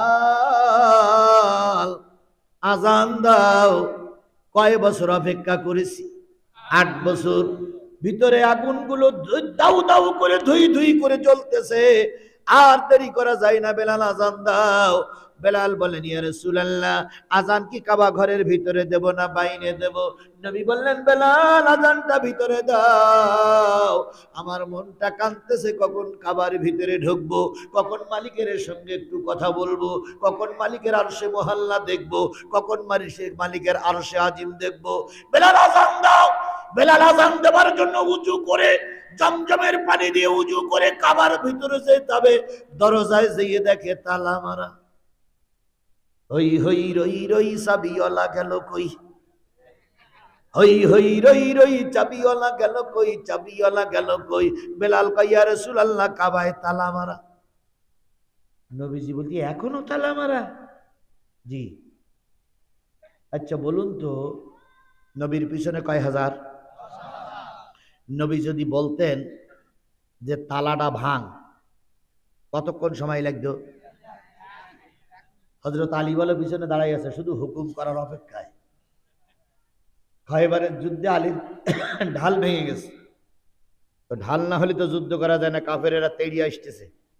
হযরত আলী চিন্তা করলেন ডাইনি ভাবে কোনো ঢাল নেই, ঢালবেই কনে, আর একজনের কাছে কিন্তু ওয়াক করবেন তো হবে। উনি খয়বারের দুর্গর কপাট ধরিয়ে দিয়েছেন টান, এক টানে দুর্গ সারে এসে সেই দুর্গ ধরিয়ে দরজা ধরে ঢাল বানাইছে। একখান কপটের ওজন হইল 16 মণ। 16 মণ লোহা কোন হাত দিয়ে উঁচু করে রেখেছে, আর ডাইন হাত দিয়ে তরবারি করে যুদ্ধ করে যাচ্ছে। যুদ্ধের শেষে নবীজি বললেন আলী যখন তোমার ঢাল ভেঙে গেল তখন ঢাল পেলে কনে? আলী বলতেছি ইয়া রাসূলুল্লাহ আমার গায়ে কি জোর কম নাই, আমি টান দিলাম কপট ছিঁড়ি আসলো। নবীজি বললেন কতটুকু ওজন বলে মনে হয়? কতটুকু আর হবো, ওই ঢালের মতনই মনে হইল। আমার যা ওজন টোজন দেখলাম ঢালের মতনই মনে হয়, হয়তো একটু বেশি কম হতে পারে, কিন্তু ও তো তখন দেখার সময় নেই। আমার সময় হলো ওরা যেন আমার আক্রমণ করতে না পারে। তো বলতেছে সে ঢাল কি করলে? কয় যুদ্ধ হয়ে গেছে, আমি ঢাল ফেলাই দিয়েছি। ওই ঢাল কেন একটু মাথায় করে আনতে পারবা? মাথায় করি কেন, হাতে করে নিয়ে আসবো। নবীজি বললেন তাহলে একটু নিয়ে এসো দিন। তো বেলাল আলী অনেকক্ষণ যেয়ে চেষ্টা করতে হচ্ছে না। নবীজি বলতে আলী কি খবর? ইয়া রাসূলুল্লাহ এ কি চম্বকে বেঁধে দিতে আছে নাই নাকি? তখন উঁচু করলাম, এখন এক কোনা উঁচু হচ্ছে না। নবীজি বললেন বেলাল আলী তুমি যখন যুদ্ধ করছিলে তখন তোমার হাত তোমার ছিল না, তোমার হাতটা স্বয়ং আল্লাহর হাত হয়ে গেছিল। কাফের থেকে বাঁচার জন্য আল্লাহ তোমার হাতে এসে সাহায্য করেছে, নতুবা এই কপট উঁচু করা তোমার কেন 14 জন মানুষের পক্ষে সম্ভব নয়। সেই আলী পিছনে দাঁড়ানো একবার হুকুম করলেই হয়। নবীজি বললেন না না না, চাবিওয়ালা যদি চাবি না দেয় জঙ্গি সন্ত্রাসী কাজ করা যাবে না, তালা ভাঙা যাবে না। চলো আমরা চাবিওয়ালার খুঁজি। অনেকক্ষণ চাবিওয়ালার খুঁজে পাওয়া গেল না। নবীজি বললেন বেলাল দেরি করা যায় না, আজান দাও। এই ওক্তটার নামাজটা বাইরে পড়ি, পরবর্তী ওক্তে নাই চাবিওয়ালার খুঁজে বেরি করা যাবে। বেলাল বলেন ইয়া রাসূলুল্লাহ আজান কোথায় দেব? নবী বললেন বেলাল একটু উঁচু জায়গায় আজান দাও, যাতে 10,000 মানুষের কানে পৌঁছায় যাও। 7-8 জনে ধরে বেলালকে কাবার ছাদের উপরে তুলে দেওয়া হলো। বেলাল কাবার ছাদের উপরে উঠে আজান দেওয়া শুরু করেছে। আল্লাহু আকবার, আল্লাহু আকবার, আল্লাহু আকবার, আল্লাহু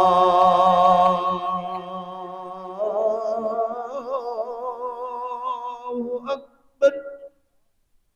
আশহাদু আল্লা ইলাহা ইল্লাল্লাহ,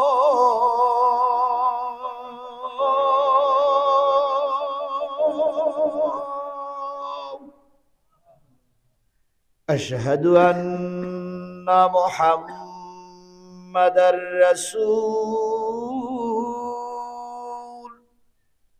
লুল্লাহ বলবে, ডাইন পাশে ঘুরে দেখে যে এক লোক ছাদের পরে ভুট হয়ে শুয়ে আছে। আজান ছেড়ে দিয়েছে। আজান ছেড়ে দিয়ে বলতে কি ব্যাপার, এখানে লোক ভুট হয়ে শুয়ে আছে কেন? তো নবীজি বললেন বেলাল আজান তো অর্ধেক হয়েছে, আর অর্ধেক মনে নেই নাকি? ওই ইয়া রাসূলুল্লাহ মনে আছে, কিন্তু এক লোক ভুট হয়ে শুয়ে আছে, এই লোকের পরিচয় না জানা পর্যন্ত বাকি আজান আমি আর দেব না। তাই নবীজি বলেন, আমি কিন্তু হাসির খোরাক হওয়ার জন্য ওয়াজ করছি না, আমি সূরা নেসার 58 নম্বর আয়াতের প্রেক্ষাপট বলতেছি, শানে নজুল বলতেছি। এখানে অনেক মসজিদের ইমাম সাহেবরা বসে আছেন, দোহাই আপনাদের, আপনারা বাড়ি দিয়ে তাফসীরের সঙ্গে মিলাই দেখবেন, যদি মিলাই সঠিক না হয় আমাকে বললেন যে হুজুর আপনি কথাগুলো বলে গেছেন ফাউল কথা, আমি এর পরিচয় না দিয়ে আজান দেব না। নবীজি বললেন ওর নাম জিজ্ঞেস করো। বেলাল যে ঠ্যাং ধরি নাড়া দেবে, ও ভাই, ও ভাই, ও ভাই, সমস্ত শরীর নড়ে কিন্তু চোখ খোলে না। কিরে ভাই, তোমার সমস্ত শরীর নড়ে চোখ খোলো না কেন? নাম কি, বাড়ি কোথায়? বেলাল পাত দিক থেকে মাথার দিক দিয়ে আমার নাড়া দেয়, সব নড়ে কিন্তু কথা বলে না। আসলে ও কিন্তু ঘুমোচ্ছে না, ও জেগিয়ে আছে, ও জেগিয়ে জেগিয়ে ঘুমোচ্ছে। আমাদের দেশের অনেক নেতারা জেগে জেগে ঘুমাইছে, কথা বলেন ঠিক না বেঠিক? এই জন্য এদেরকে জাগানো যায়নি। আজ যখন জাগানো হয়েছে তখন টোপলা টুকরি বেদিনে চলে গেছে। নবীজি বললেন, বেলাল কি খবর? কই ইয়া রাসূলুল্লাহ, ওর নামও বলে না, চেতনাও হয় না। নবীজি বললেন, ওর মাথার কাছে যাও, যাইয়া একটু উঁচু করে ধরো, দিন দিয়ে দেখি দিও চিনি কিনা। তো উঁচু করে ধরার পরে নবীজি বলতেছে, তুমি সেই চাবিওয়ালা না? ও ভাই, তুমি সেই চাবিওয়ালা না? তোমার নাম ওসমান ইবনে তালাহা না? বলতেছে হুজুর হ্যাঁ। তা চাবি ডাইবার দাও। তা কিছুই কয় না। চাবি দিবা না? কয় নেতারা বলে গেছিল মল্লু যেন চাবি দিস না। এখন আমি তো নেতাদের আইন, নেতাদের চাকরি করি, নেতাদের আইন। নবীজি বললেন, এখনো নেতাদের আইন ফলো করতেছো? শেখ হাসিনা চলে গেছে, এখনো শেখ হাসিনা দালালি করতেছো? কথা বোঝেন না, কথা বোঝেন না, কথা বোঝেন না। শেখ হাসিনা চলে গেছে, এখনো শেখ হাসিনার পক্ষে গান গাচ্ছ, তাহলে তো সোজা আঙুলে ঘি উঠবে না। আলী, ওমর, লাব্বাইক ইয়া রাসূলুল্লাহ। একটু মনে হয় ছাদের পরে যাওয়া লাগতে পারে। নবীর নরম কথা মনে হয় কানে ঢুকতেছে না। ওমর বলতেছে, এই আমারে সেনস? মুই কেডা? মোর বাড়ি বরিশাল, বাপ মোর চকিদার, মোরে সেন? কিছুই কয় না। মুই কেডা? আলী, লাব্বাইক বড় ভাই। সোজা আঙুলি যখন ঘি উঠবে না, দুইজনের মনে হয় যাওয়া লাগতে পারে। আমার বলতেছে, শোন, তিনটা শব্দ করব, যদি চাবি না দিস তাহলে ওই পাশটা উঠবে আলী আর এই পাশটা উঠবে ওমর, তোর খেল খতম। ওয়াহেদ ইসনানে সালা। সা বলার আগেই বলতেছে, আর বলা লাগবে না, এই নেন রাসূলুল্লাহ চাবি। কথায় বলে শক্তের ভক্ত নরমের জম। তুমি আর আমি ময়দানে শক্ত হয়ে দাঁড়াই, বাতিলেরা ময়দান ছেড়ে পালিয়ে যাবে। আর তুমি আর আমি নরম দিলে বাতিলেরা দিন দিন করে নাচবে। কথা বলে ঠিক না ঠিক? সুতরাং আমরা ক্ষমা করে দিয়েছি বলে এর মানে এই নয় যে তোমরা আমাদের ঘাড়ের পরে নাচবা আর আমরা চুপচাপ বসে থাকবো। নাচানি শুরু করলে বা টাঙের কিরে ভেঙে ফেলা হবে। চাবি নিলেন নবী, কাবার তালা খুললেন। ভিতরে ছিল কতগুলো মূর্তি, ভিতরে বাইরে মিলে 360টা মূর্তি ছিল। ইব্রাহিমের মূর্তি আছে, ইসমাইলের মূর্তি আছে, মা মেরির মূর্তি আছে, হবলের মূর্তি আছে, লাতের মূর্তি আছে, সব মিলে ভিতরে বাইরে 360টার মতন মূর্তি ছিল। এই মূর্তিগুলো রাসূল একটা ছোট্ট লাঠি নিলেন, লাঠি নিয়ে মূর্তির মাথায় বাড়ি দিলেন আর বললেন, জাল হাক্কু ওয়া জাহাকাল বাতিল ইন্নাল বাতিলা কানা যাহুকা। দূর হয়ে সত্য ঢুকে পড়েছে, মিথ্যা দূর হয়ে গেছে। জাল হাক্কু, সত্য এসে গেছে, মিথ্যা দূর হয়ে গেছে। এই মিথ্যা মূর্তি আর কিয়ামত পর্যন্ত এই কাবার আশেপাশে চান্স পাবে না। মূর্তিগুলো ভেঙে ফেললেন, নবী ভিতরে ঢুকলেন সাহাবীদেরকে নিয়ে, সাধ্য মতন উজু করে যতক্ষণ মন চাইল সালাত আদায় করলেন। নবীজি এবার বাইরে আসবেন। বাইরে যখন আসে, সব সাহাবীরা বাইরে বসে আছেন।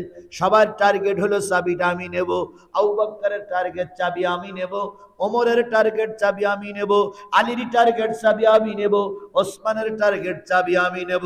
কিন্তু আল্লাহর নবী যখন কাবা ঘরের থেকে বাইরে বেরোবার জন্য এক পা দিলেন, আর এক পা যখন ভিতরে রয়েছেন, তখন সবাই লক্ষ্য করলেন নবীর পরে ওহীর আলামত বোঝা যাচ্ছে, এখনই নবীর পরে ওহী নাজিল হবে। সবাই নীরব থাকলেন। নবীর ঘা ঘেমে গেল, চক্ষু দুটো বড় হয়ে গেল। কাবার দরজার পরে নবী বসে বললেন।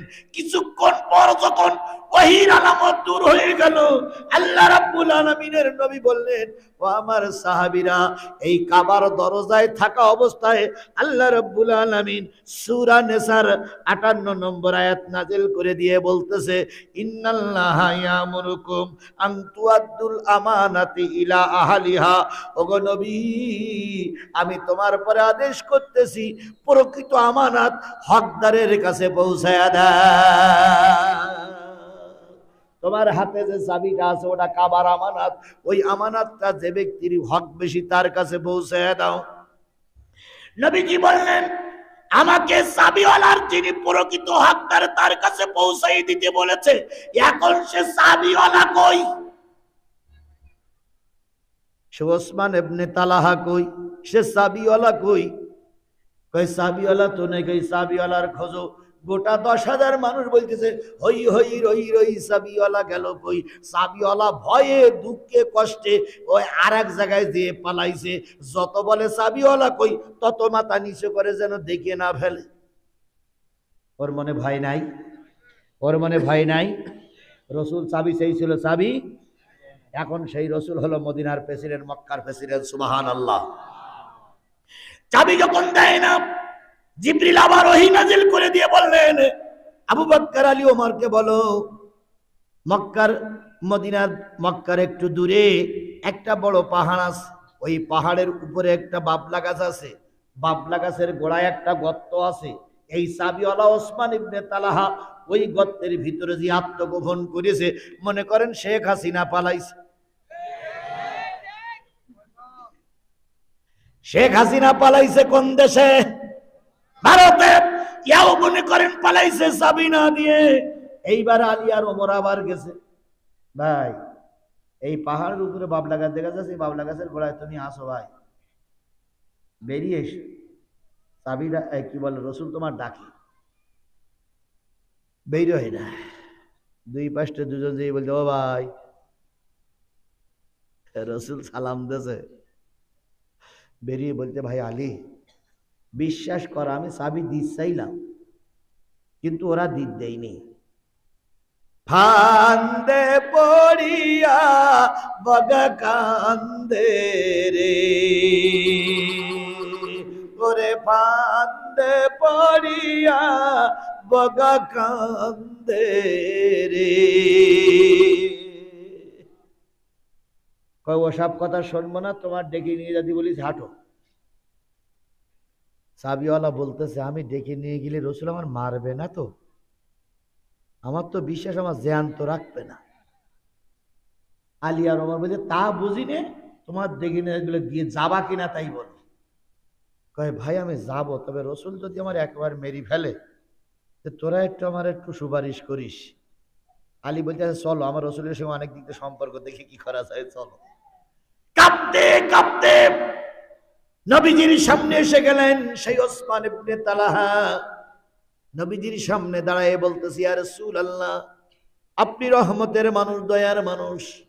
আমি সেদিন চাবি দেওয়ার মন স্থির করেছিলাম, কিন্তু নেতারা দিতে দেই নাই, যার কারণে চাবিটা দিতে পারি না, আমাকে গোসা মাফ করে দেবেন।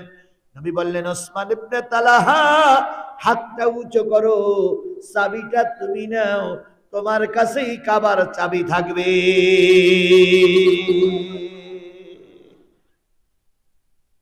ইয়া রাসূলুল্লাহ, আমাকে নিয়ে আর উপহাস করবেন না নবী, আমি ভুল করেছি বলে কি ক্ষমা হয় না? নবী বললেন, না, উপহাস নয়, চাবিটা তুমি নাও। নবীর হাত থেকে চাবিটা নিলেন, গালে চুমা দিলেন, বুকে ঠেকালেন, বুকে ঠেকাই ঠেকাই চাবি নিয়ে চলে যাচ্ছে আর বলতেছে, আল্লাহ, শুনেছি নবী নাকি মানুষ খুন করে, শুনেছি ইসলাম নাকি প্রতিষ্ঠা হলে মানুষের ক্ষতি হবে, কিন্তু এখন দেখতেছি কাবা ইসলাম প্রতিষ্ঠিত হয়ে গেছে, গোটা দেশের মানুষ এখন আর অশান্তিতে থাকবে না। আওয়ামী লীগ, বিএনপি, জাতীয় পার্টি, জামাত ইসলামের ভাইরা শোনেন, বিগত 50টা বছর দেশ চলেছে, একটিবারের জন্য কোরআনের শাসনে দেশে চালু হয়নি। যদি একটা বারের জন্য কোরআনের রাজ আমার দেশে চালু হয়, বিশ্বাস করো কোন মানুষ না খেয়ে ঘুমাতে যাবে না, কোন মানুষের চোখের পানি ঝরবে না, কোন মানুষের মিথ্যা মামলা দেওয়া হবে না। সুতরাং নবী যে ইসলাম কায়েম করেছিলেন, আমরা একটা বারের জন্য হলেও সেই ইসলাম আমার দেশে দেখতে চাই। কারা কারা কোরআনের বিধান চালুর পক্ষে দুই হাত উঁচু করে মালিকের দেখান, জোরে তাকবীর হবে, নারায়ে তাকবীর, লিল্লাহি তাকবীর। আল কোরআনের আলো, তোমার নেতা আমার নেতা, দুনিয়ার মুসলিম, লিল্লাহি তাকবীর। আল্লাহ এই হাতগুলোর ইসলামের জন্য কবুল করুক। আরো জোরে বলেন আমিন, আরো জোরে আমিন। চাবিটা নিয়ে যখন লোকটি চলে যায়, গেট থেকে যখন বাহির হবে, মনের ভিতরে কাকুতি মিনতি শুরু হলো, না না না, মোহাম্মদের চাইতে ভালো লোক আর সমাজে কেউ হতে পারে না। সুতরাং আমি আর বেধর্মী থাকবো না, আমি নবীজির সামনে যে কালেমা পড়ে নেই, এসে বলতেছি, ইয়া রাসূলুল্লাহ, গোস্তাকি মাফ করবেন, আমাকে আপনার দলের কর্মী বানায় নেন। নবী তারে কালেমা পড়ে কর্মী বানাই নিলেন। তাহলে বোঝা গেল আল্লাহর নবী অমুসলিমদের পরে কি সুন্দর ব্যবহার করেছেন। আজকের এই মাহফিলে, এই বাজারে, এই এলাকায়, এই মাইকের ভিতরে যদি কোনো অমুসলিম ভাই থাকেন, লিখে রাখুন, যদি ইসলাম ক্ষমতায় যায় সবচেয়ে বেশি শান্তি পাবেন আপনারা। ভারতের সব মসজিদ যদি ভেঙে ফেলা হয়, বাংলাদেশের একটা মন্দিরই ভাঙা হবে না, এর নাম হলো ইসলাম। রসুল বলেছেন, যে ব্যক্তির ঈমান নাই, যে ব্যক্তির আমানতদারি নাই, তার ঈমান নাই। এবার আসো ছোট্ট একটু সেখানে কথা বলি, শেষ করি। সেটা হলো, বলুন তো আমানত কি শব্দ? আরবি শব্দ। আমানত শব্দের অর্থ কি? নিরাপত্তা দেওয়া, হেফাজত করা, গচ্ছিত করা। আমি এই মোবাইলটা ভাইয়ের হাতে দিয়ে গেলাম আর বললাম, ভাই আগামী বছর কোন জায়গায় মাহফিল নিলাম? নৌপুকুরিয়ার মাহফিলে আসবো, মোবাইলটা এখানে দিয়ে দিয়েন। এই যে একটা বছর আমি মাহফিলটা আসতে পারিনি, একটা বছর পরে আসবো, ওই সময় মোবাইলটা আমার হাতে ফিরাই দেবে। একটা বছর ওনার পকেটে করে রাখা, ঘরে রাখা, বাক্সের ভিতরে রাখার নাম হলো মোবাইলের আমানত। কি বোঝেন না? আমার কাছে টাকার আমানত, কথার আমানত, মোবাইলের আমানত ঠিক তদ্রুপ যদি হয়, প্রতি 5 বছর অন্তর অন্তর একটা আমানত আপনার ভিতরে আছে, সেটা হলো ভোট। কিসের আমানত? জোরে বলেন, কিসের আমানত? আরো জোরে বলেন। এই জালেমের বাচ্চারা, এই ফেরাউনের বাচ্চারা, এই নমরুদের উত্তরসূরিরা বিগত 15 বছর আমাদের ভোট কেন্দ্রে আসতে দেয়নি। কথা বলেন, কথা বলেন, কথা বলেন। এবার আমরা ভোট কেন্দ্রে যেতে চাই, ইনশাল্লাহ বলেন, ইনশাল্লাহ বলেন। আর ভোট কেন্দ্রে যেয়ে আমার ভোট আমি দেব যাকে খুশি, তবে আমি ভোট দেওয়ার সময় দেখব যে ব্যক্তিকে ভোট দিলে এই দেশের মানুষ শান্তিতে থাকবে, গণতন্ত্র উদ্ধার হবে। ভারতের কাছে আমরা আর মাথা নত করব না। আওয়ামী লীগের মতন চাঁদাবাজি চলবে না, আওয়ামী লীগের মতন গুন্ডামি চলবে না। আমরা এরকম সৎ, যোগ্য, আল্লাহ ভীরু লোককে ক্ষমতায় এনে এদেশের মানুষকে শান্তি দিতে চাই। আপনারা কি আমার সঙ্গে একমত? এই মতটা কিন্তু আমার না, এই মতটা কার? কোরআনের মতের সঙ্গে আমরা কি একমত? তাহলে আগামী নির্বাচনে কোরআনপন্থী, ইসলামপন্থী, দেশদরদি তাদেরকে সাপোর্ট করতে হবে। বিএনপির ভাইরা ভুল বুঝেন না, আপনারা আমাদের ভাই। আপনারা জামাত ইসলাম আর বিএনপি আন্দোলন করে দেশ স্বাধীন করেছে, সুতরাং বিএনপি আর জামাত ভাই ভাই কথা বলে ঠিক না ঠিক? যদি বিএনপি এবং জামাতের ভিতরে দ্বন্দ্ব সৃষ্টি হয়, ওই সুযোগ নিয়ে আওয়ামী লীগ ওনারা আবার আমাদের ঘরের পরে চলে বসবে। এই জন্য যদি কোনো সমস্যা হয়, বিএনপি জামাত ভাগাভাগি করে নেব, তবু একজন আর একজনের শত্রু হব, একজন আর একজনের শত্রু হব। আজকের মাহফিল দিয়েছে একদল টকবকে যুবকেরা, কথা বলেন। এই যুবকেরা গান দেয়নি, সিনেমা বাজায়নি, পুতুল নাচ বাজায়নি, দিয়েছে কিসের মাহফিল? আমরা কি যুবকদের জন্য একটু দোয়া করতে পারি না? এই যুবকদেরকে আল্লাহ নামাজি বানায় দেখ, এই যুবকদেরকে এই সমাজে একজন এক একজনকে কর্ণধর বানাই দেখ। এই যুবকরা কেউ মামলা খাওয়া, কেউ ঘর ছাড়া, এখন এক জায়গায় হয়ে কোরআনের মাহফিল দিয়েছে। এই যুবকদেরকে আল্লাহ পাক ওমরের উত্তরসূরি হিসেবে কবুল করে নিক। আগামী বছর এই ময়দানে আবারও বড় আকারের মাহফিল হবে, যুবকরা যেন এইভাবে চেষ্টা করতে পারে। এই জন্য যুবকদের পর আল্লাহ রহমত নাজিল করুন, সকলে মিলে বলুন আমিন।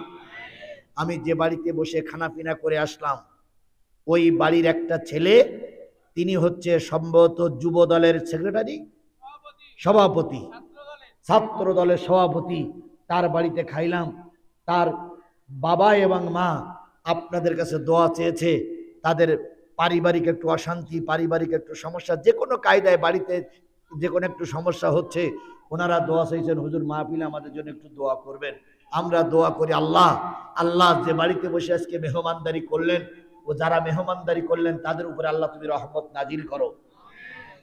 যদি কারোর ঘরে আলেম ঢোকে, তাহলে বুঝতে হবে তার ঘরে আল্লাহর রহমত ঢুকেছে। বলুন তো, আপনিও মানুষ, আমিও মানুষ। আপনার শরীর কাটলে রক্ত বাড়িয়ে হবে, আমার শরীর কাটলে রক্ত বাড়িয়ে হবে। আপনি নিচে আর আমি উপরে কেন? আল্লাহ সম্মান দেশে, কোরআনের সম্মান, কথা বলেন ঠিক না ঠিক? তাহলে যে বাড়িতে আমরা খানা পিনা করলাম, যে বাড়িতে নাস্তা করলাম, ওই বাড়িতে আলেম ঢুকিনি, ওই বাড়িতে আল্লাহর রহমতের কোরআন ঢুকেছে। আল্লাহ ওই বাড়িগুলোর পরে রহমত নাজিল করুক। আরেকটা জিনিস শুনেছি, যিনি আজকের মাহফিলের প্রধান বক্তার হাদিয়া দিলেন, তিনি নাকি ইটালি প্রবাসী। তিনি নাকি এক বক্তার টাকায় একজনই দিয়েছে। আল্লাহ আল্লাহ, আমি মুসাফির, 20টা মামলার আসামি, 5 দিন আয়না ঘরে ছিলাম। আমার বাড়ি ঘর জালেমেরা ভেঙে দিয়েছিল। যতবার দোয়া করেছি ততবার তুমি দোয়া ফিরাই দেওনি। ইটালি প্রবাসী ভাইয়ের জন্য দোয়া করি, আল্লাহ তার শরীর স্বাস্থ্য ভালো রাখো, অধিক উপার্জন করে আমাদের দেশে ফিরে আসার তৌফিক দান করে দাও। আর একটা ছেলে, আমার যুবক ভাই, আমার প্রিয় ভাই, আমার সঙ্গে সঙ্গে আসলেন। আমি যত দূরে সরে যাই, ও আমার গা ঘেঁষে ঘেঁষে আমার কাছ থেকে দোয়া নিচ্ছিলেন। ও বললেন, হুজুর আমি সৌদি আরবে যাব, দোয়া করেন আমি যেন মক্কা এবং মদিনায় যেয়ে রসুলের রওজায় সালাম পৌঁছাতে পারি। আল্লাহ ওকে সহ আমাদের সবাইকে তুমি কবুল করে নাও। আজকের মাহফিলের সম্মানিত সভাপতি, আমাদের শায়েখ, আমাদের মুরব্বী, এই এলাকার পীর, আল্লাহ পাক তাকেও হায়াতে তৈয়বা দান করুক, মাহফিল কর্তৃপক্ষকে কবুল করুক। আমাদের সবাই, আব্দুল গফুর ভাই এখানে নেতৃত্ব দিয়েছে, আব্দুল গফুর ভাইকে কবুল করুক। বেঁচে থাকলে আবারও কোনোদিন দেখা হবে, যদি বেঁচে না থাকি, আল্লাহ যেন জান্নাতের সিঁড়িতে আপনার আমার পরিচয় করাইয়া দেয়।